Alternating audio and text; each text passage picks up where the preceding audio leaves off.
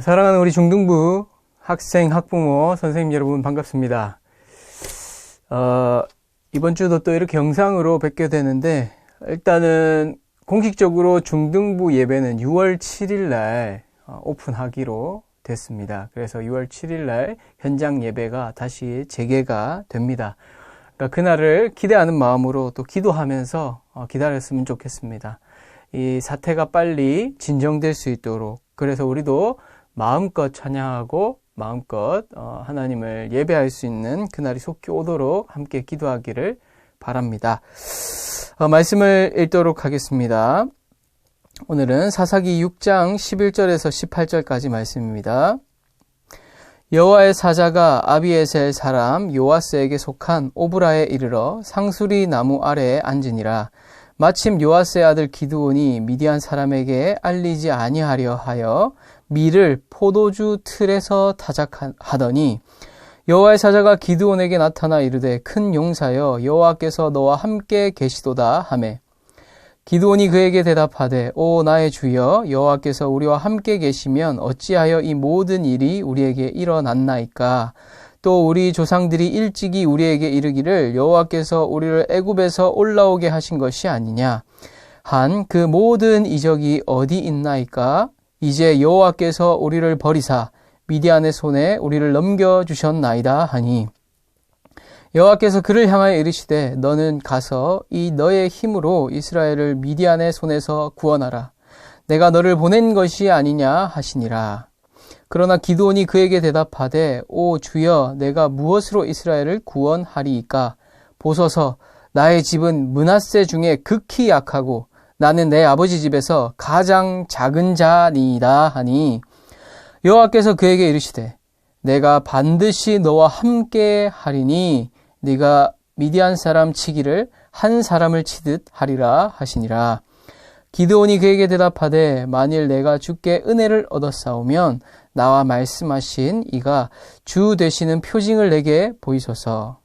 내가 예물을 가지고 다시 주께로 와서 그것을 주 앞에 드리기까지 이곳을 떠나지 마시기를 원하나이다 하니 그가 이르되 내가 너 돌아올 때까지 머무르리라 하니라. 아멘.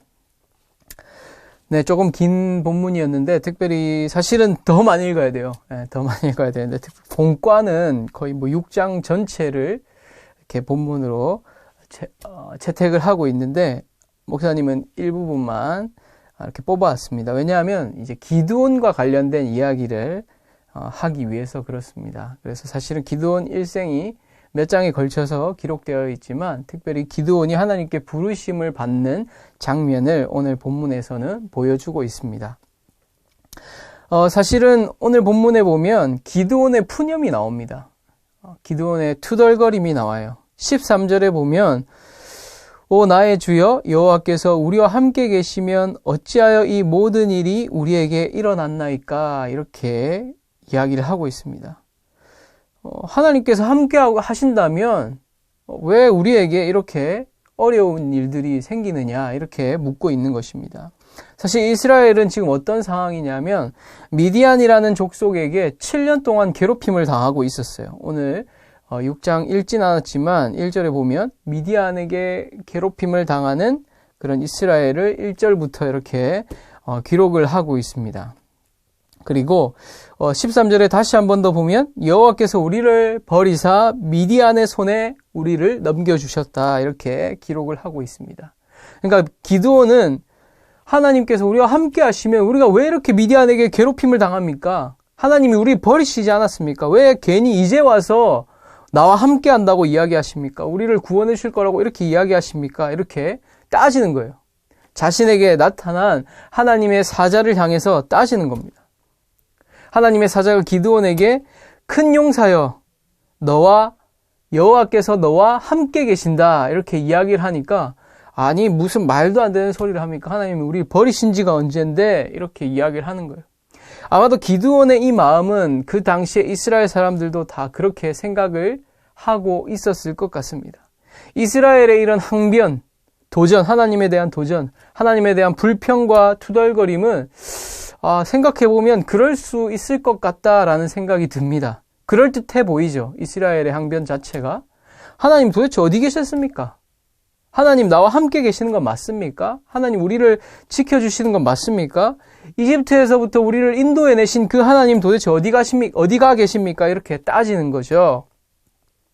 그런데 사실은 이 따지는 것, 그리고 항변, 투덜거림, 이 모든 것은 사실은 억지예요. 왜 그러냐 하면 사실은 그들은 단 한 번도 하나님을 신뢰한 적이 없습니다. 사사시대가 시작된 이후로 이들이 진정으로 하나님을 신뢰했던 적 단 한 번도 없어요. 하나님을 마치 자판기처럼 생각을 했어요. 힘들면 찾고, 다른 우상들과 마찬가지로 우상들 그렇잖아요. 그렇죠. 힘들면 찾아가서 좀 도와주세요. 비가 안 옵니다. 비 좀 내려주세요. 농사가 잘 안 됩니다. 농사 잘 짓게 해주세요. 자녀를 잘 못 낳겠습니다. 자녀를 많이 낳을 수 있는 다산의 복을 허락해 주세요. 마치 하나님을 우상처럼 생각했지 단 한 번도 하나님을 진정한 우리의 신으로, 참신으로, 유일한 신으로 인정한 적이 별로 없어요. 이스라엘 백성들은 항상 하나님 앞에 범죄했습니다. 하나님께서 뭐라고 하셨죠? 우상들을 섬기지 말라고 이야기를 하십니다.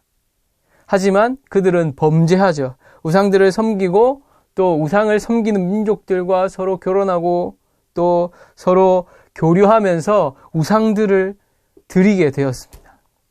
범죄하는 거죠.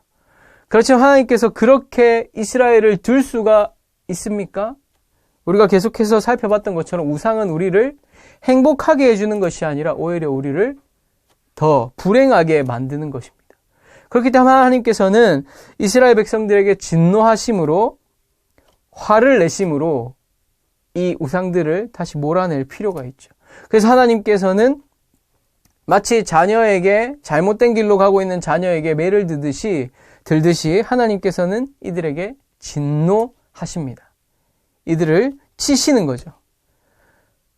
그러면 그제서야 이스라엘 백성들은 하나님께 부르짖습니다. 하나님 살려주세요. 하나님 도와주세요. 우리를 이렇게 진노 가운데 두지 마십시오.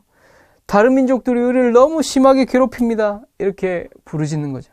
그러면 하나님께서 그때 구원을 해주십니다. 누구들을 통해서? 특별히 사사시대에는 사사들을 통해서 하나님께서는 구원을 해주십니다. 이런 사이클 계속 반복돼요.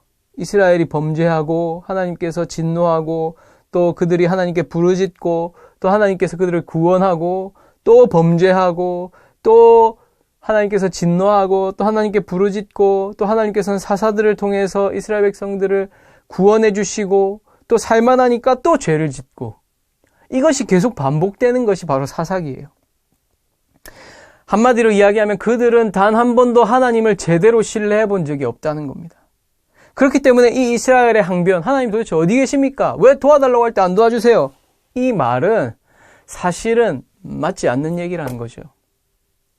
사실 하나님께서는 계속 도와주세요. 계속 사사들을 보내주십니다. 여러 명의 사사들이 등장을 해요, 사사기에는.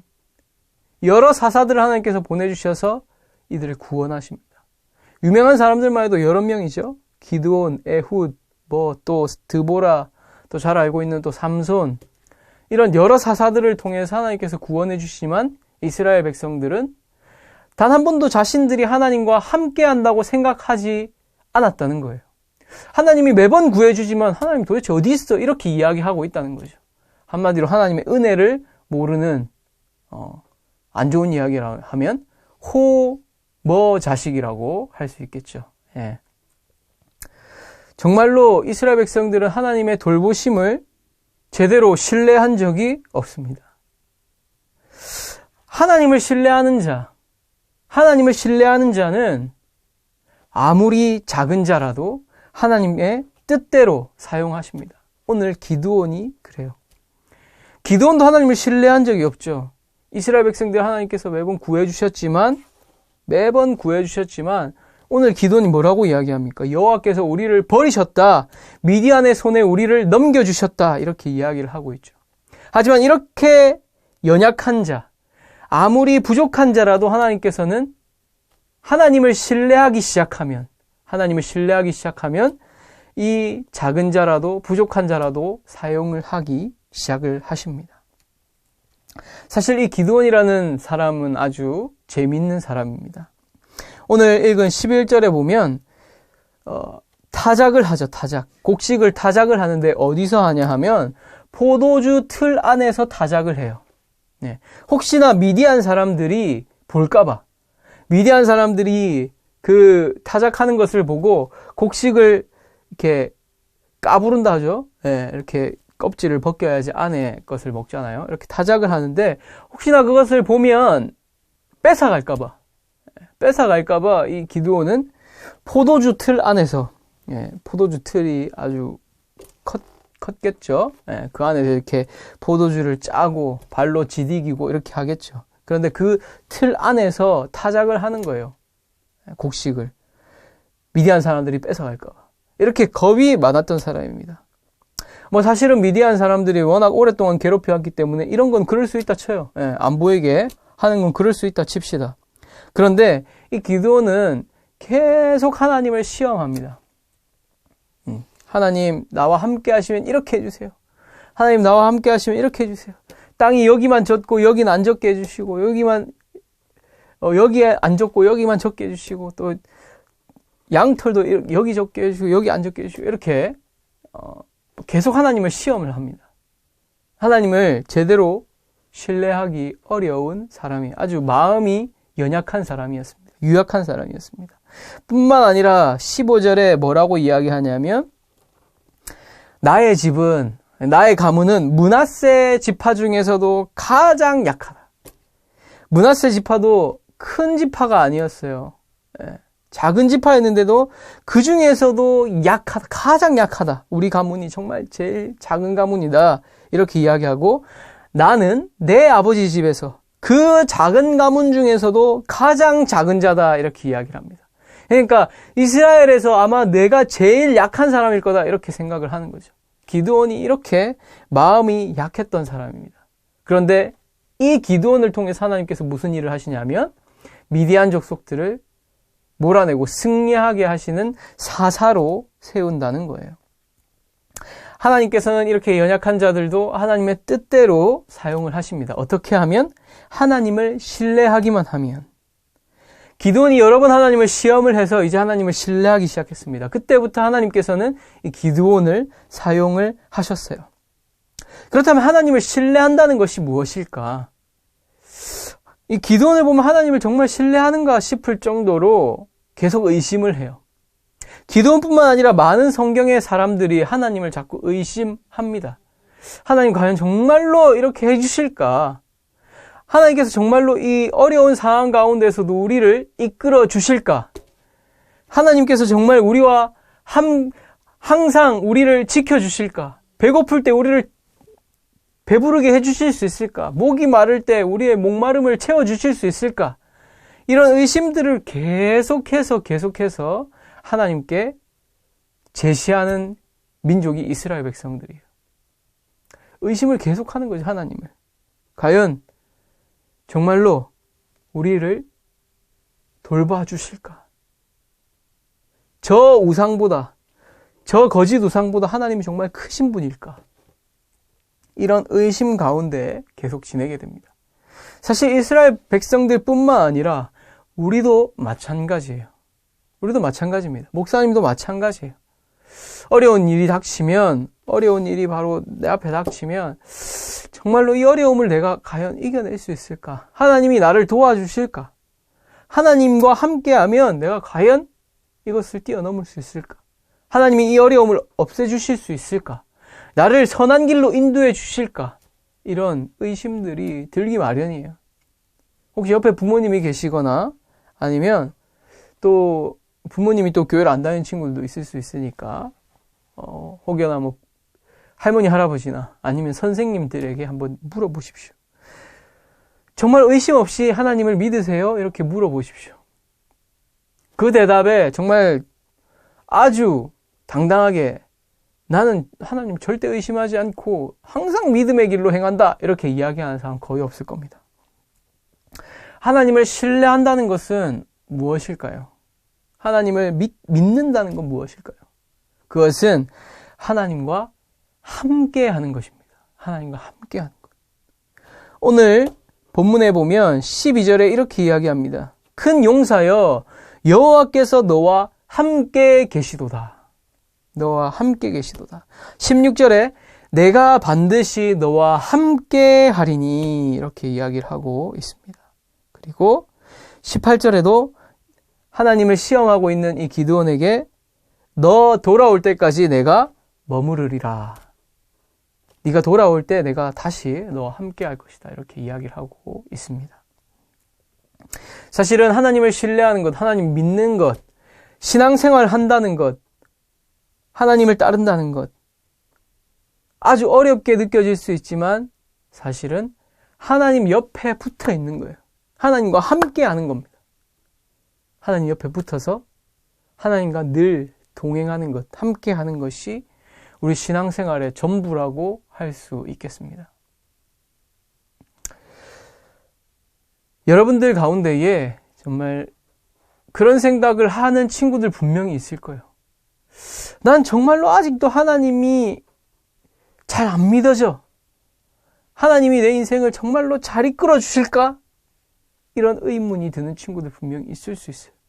우리 부모님이나 아니면 혹은 할머니, 할아버지나 아니면 선생님들처럼 아니면 목사님처럼 하나님을 저렇게 믿고 따를 수 있을까 내가? 이런 의문이 드는 친구들 분명히 있을 수 있을 거예요. 그래서 목사님이 그런 친구들에게 꼭 해주고 싶은 말은 지금 당장이 아니더라도 하나님과 늘 함께 하는 것이 중요하다는 거예요. 하나님 곁에 붙어 있는 거. 하나님과 함께 하는 거. 하나님과 함께 하는 방법 뭘까요? 네, 여러분들은 중등부에 함께 하는 것입니다. 하나님을 믿고 따르는 사람들과 함께 하나님이 어떤 분인지 하나님과 가까이 지내는 것. 하나님이 어떤 분인지 알아가고 하나님을 예배하는 그 자리에 있는 것. 하나님을 가까이 하는 것이 바로 하나님과 함께 하는 것이에요. 그래서 목사님이 새 친구들이 교회에 오면 이렇게 첫날에 이제 면담을 할 때 항상 하는 얘기가 있어요. 다른 친구들 찬양하고 또 기도하고 하나님 말씀을 집중해서 듣는 친구들 보면 너희들이 그런 생각이 들 수가 있다. 저 친구들 정말 하나님을 믿는데 나는 하나님을 안 믿는데 이곳에 있어도 될까? 이런 생각이 들 수도 있다. 이렇게 항상 이야기를 합니다. 그러면서 덧붙이기를 그런 생각이 들 때에 하나님을 내가 지금 당장 저 친구처럼 잘 믿어야 된다라는 그런 부담감을 떨쳐버리라고 이야기를 합니다. 우리에게 가장 중요한 것은 무엇이냐 하면 하나님 가까이 있는 것. 하나님과 가까이 있는 것. 하나님을 믿는 자들과 가까이 있는 것. 하나님과 함께 하는 것. 하나님을 예배하는 자리에 함께 하는 것. 그리고 정말로 신앙생활이 아니라 하나님이 이끄시는 교회 가운데에 늘 가까이 하는 것. 교회 생활을 하는 것이 중요하다. 이렇게 이야기를 합니다. 처음부터 하나님을 믿으면서 태어난 사람이 누가 있겠어요? 그렇죠? 처음부터 나는 신앙생활 잘할 거야. 하나님을 믿으면서 태어날 거야. 하나님을 잘 믿는 그런 사람으로 태어날 거야. 이렇게 선택해서 태어나는 사람이 있습니까? 결코 그런 사람 없습니다. 목사님도 지금 목사님이 됐지만 날 때부터 목사님이 목사가 될 거라고 생각하고 목사가 됐겠어요? 그렇지 않습니다. 목사님은 특별히 고등학교 2학년 때부터 신앙생활을 했는데 처음부터 하나님을 그렇게 잘 믿지 않았어요. 솔직한 마음으로, 솔직한 말로, 솔직히 하나님이 궁금하기도 했지만 교회에 참 이렇게 예쁘고 착한 친구들이 많더라고요. 그래서 목사님은 하나님도 궁금하지만 그 친구들도 되게 궁금했어요. 어쨌든 처음부터 하나님을 그렇게 신뢰하기로 잘 믿기로 선택하고 태어나는 사람은 아무도 없습니다. 그런데 그저 신앙생활을 하기로 선택하는 것이 아니라 교회 생활하는 것을 선택하는 것이 중요해요. 내가 하나님을 신뢰할 수 없을 때, 하나님 신뢰하기 어려울 때 교회 생활을 잘하는 것이 여러분들에게 정말로 중요할 수 있다는 겁니다. 하나님을 예배하는 그곳, 하나님을 찬양하는 그곳, 하나님께 기도드리는 그곳, 하나님의 말씀을 듣는 그곳, 하나님을 예배하는 그곳에 함께하는 것이 바로 하나님과 함께하는 것이에요. 물론 이제 거기서 더 신앙이 자라가면 우리의 삶 속에서도 하나님과 동행할 수 있죠. 하나님과 함께 할 수 있습니다. 그런데 가장 하나님과 함께 하기 쉬운 곳이 어디냐? 바로 교회인 것이에요. 그래서 우리는 모이는데 힘써야 돼요. 함께 예배하고 함께 찬양하고 함께 기도하는 것에 힘써야 한다는 것입니다. 사랑하는 우리 중등부 친구 여러분, 여러분들 삶 가운데서 하나님과 늘 함께 하기를 바랍니다. 지금은 떨어져서 예배를 함께 드릴 수 없지만 이제 조만간 6월 7일부터 예배가 아마 재개가 될 겁니다. 그때 첫 번째 교회에 나오는 것을 기뻐하기를 바랍니다. 아니 목사님 말도 안 되는 소리 하지, 교회 나오면 찬양하고 뭐 말씀 듣고 따분해 죽겠는데, 그래도 여러분 마음을 한번 바꿔 먹어 보세요. 그냥 기왕 온 거 열심히 찬양하기도 하고 기왕 온 거 열심히 말씀을 듣고, 열심히 들으면 또 시간이 빨리 가요. 자꾸 딴 생각하면 시간이 안 갑니다. 어쨌든 교회에서 열심히 교회 생활하기 바랍니다. 이것은 첫 번째는 예배가 있을 수 있겠죠. 예배에 적극적으로 동참하길 바라요. 두 번째는 교회 친구들을 잘 사귀길 바랍니다.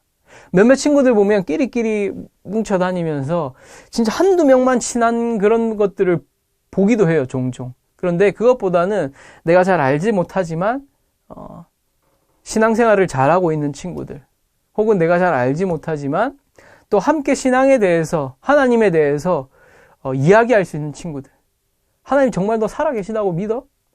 너는 어떻게 그렇게 신앙생활 열심히 해? 이렇게 물어볼 수 있는 그런 친구들 가까이 할 수 있기를 바랍니다. 그래서 적어도 같은 반 친구들끼리라도 좀 친해졌으면 좋겠어요. 그리고 혹은 가끔씩 또 선생님들끼리도 좀 친한 선생님들이 있거든요. 그래서 그 선생님들 옆반 친구들하고도 좀 친하게 지낼 수 있었으면 좋겠습니다. 그래서 이 시국에는 한 번씩 연락도 하고, 카카오톡이나 아니면 문자로, 전화로 한 번씩 연락도 하고, 선생님들하고도 안부를 묻는 그런 우리 중등부 친구들이 됐으면 좋겠습니다. 세 번째는 더 나아가서 여러분들 삶 속에서 하나님과 함께 하는 거예요. 말씀 묵상, 기도, 여러분들 길거리를 걸어가면서도 할 수 있습니다. 충분히. 기도하는 것 길 걸어가면서도 충분히 할 수 있습니다. 버스를 기다리면서도 충분히 할 수 있습니다. 여러분들 꼭 삶 속에서 하나님을 찾기를 바랍니다. 하나님을 찾기를 바라요. 여러분 삶 속에서 말씀을 가까이 하고 또 길 걸어가면서 하나님께 기도하고, 오늘 날씨가 참 좋군요. 하나님 좋은 날씨를 주셔서 감사합니다. 오늘도 기쁜 날 될 수 있게 도와주세요. 이렇게 또 하나님 버스가 좀 늦게 오는데 빨리 와서 다음 일정이 진행되는데 차질이 없도록 주님 도와주십시오. 매 순간마다 기도할 수 있는, 짧게라도 기도할 수 있는 우리 모두가 됐으면 좋겠습니다. 그래서 하나님과 늘 함께하는, 하나님을 신뢰하는, 그래서 매번 범죄하고 하나님의 진노를 당하는 이스라엘 백성이 아니라 하나님과 더불어서 기뻐할 수 있는 우리 중등부가 되었으면 좋겠습니다. 이 시간 기도하겠습니다. 하나님 감사합니다. 오늘 또 기도원을 통해서 하나님과 함께하는 것을 배웠습니다. 주님, 우리의 삶 가운데에서도 주님과 늘 함께할 수 있는 우리가 되게 하여 주시옵소서. 어려운 시기 가운데에도 하나님을 찾고 하나님으로 인해서 기뻐할 수 있는 우리가 되게 하여 주시옵소서. 감사할 님의 예수 그리스도를 기도합니다. 아멘. 네, 매 순간 삶 속에서 하나님과 늘 함께하는 우리 중등부 되기를 바라면서 또 다음 주에도 영상으로 뵙겠습니다. 다음 시간에 또 뵙겠습니다. 안녕.